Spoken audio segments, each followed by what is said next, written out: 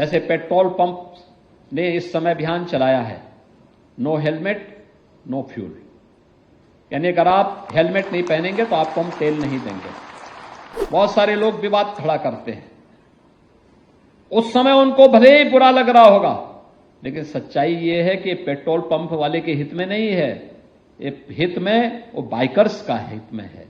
ये सभी लोग जब जुड़ेंगे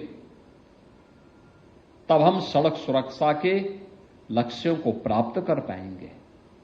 और ये आज एक ज्वलंत समस्या है, प्रदेश की भी देश की भी। ओवर स्पीडिंग कैसे खतरनाक हो सकती है? अगर हम वाहन के फ्रंट सीट पे बैठे हैं तो सीट बेल्ट कैसे हमारे लिए सुरक्षित हो सकती है?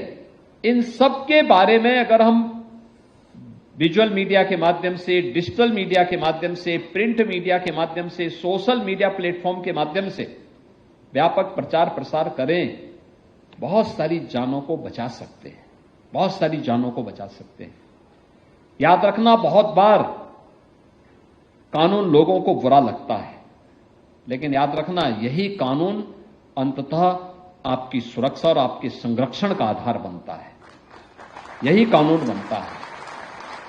जब आप इन्फोर्स कर रहे होते हैं, जब आप लोगों को बता रहे होते हैं कि भाई नशे में गाड़ी मत चलाइए, हो सकता है कोई नशे का आदी व्यक्ति उस समय बुरा मानता हो, झगड़ा करता हो।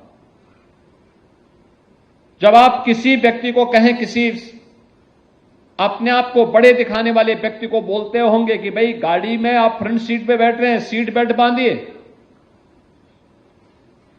हो सकता है उस समय उसको बुरा लगता हो, लेकिन वही सीट बेल्ट उसकी जान को भी बचाएगा।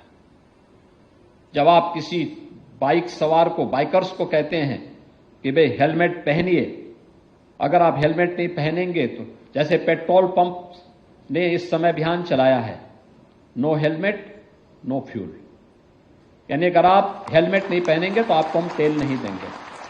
बहुत सारे लोग विवाद खड़ा करते हैं, उस समय उनको भले ही बुरा लग रहा होगा, लेकिन सच्चाई ये है कि पेट्रोल पंप वाले के हित में नहीं है, ये हित में वो बाइकर्स का हित में है कि वह अगर पहन करके चलाता है, दुर्भाग्य से कोई दुर्घटना होती है तो कम से कम जान तो बच जाएगी।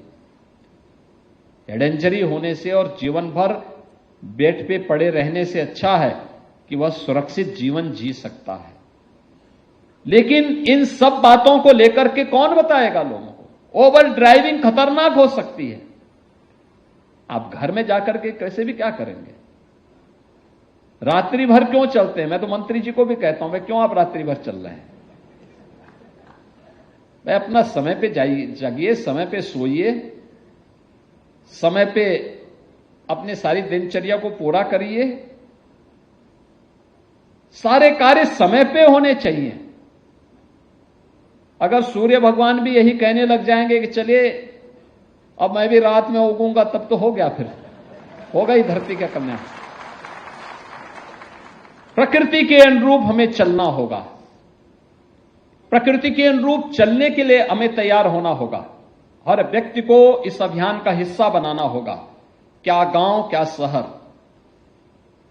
क्या नौजवान, क्या बुजुर्ग, क्या महिला, क्या पुरुष, ये सभी लोग जब जुड़ेंगे तब हम सड़क सुरक्षा के लक्ष्यों को प्राप्त कर पाएंगे। और ये आज एक ज्वलंत समस्या है, प्रदेश की भी देश की भी।